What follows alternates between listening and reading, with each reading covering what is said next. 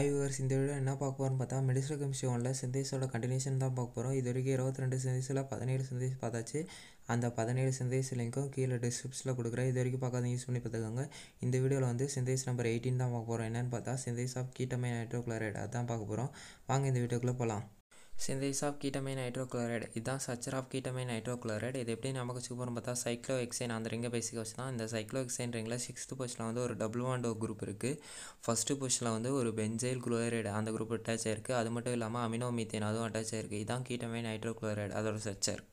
Next uses of ketamine hydrochloride பார்க்கலாம். இது வந்து ஒரு ஜென்ரல் அனஸ்தட்டிக் ட்ரக்கு. பெயினோட மேனேஜ்மெண்ட்டில் யூஸ் ஆகுது. அது மட்டும் இல்லாமல் அனஸ்தட்டிக்காக யூஸ் ஆகுது.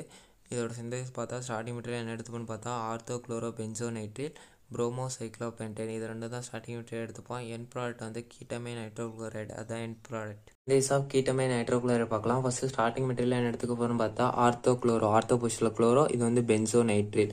இன்னொரு ஸ்டார்டிங் மெட்டீரியல் வந்து ப்ரோமோசைக்ளோபென்டேன் இது ரெண்டு ரியாக்ட் ஆகி நமக்கு இந்த ப்ராடக்ட் கிடைக்குது. இந்த ப்ராடக்ட் கூட நம்ம அமினேஷன் பண்ண போகிறோம். எதை வச்சுன்னா அமினோ மீத்தேனை வச்சு. அப்படி அமினேஷன் பண்ணும்போது நமக்கு இந்த ப்ராடக்ட் கிடைக்குது.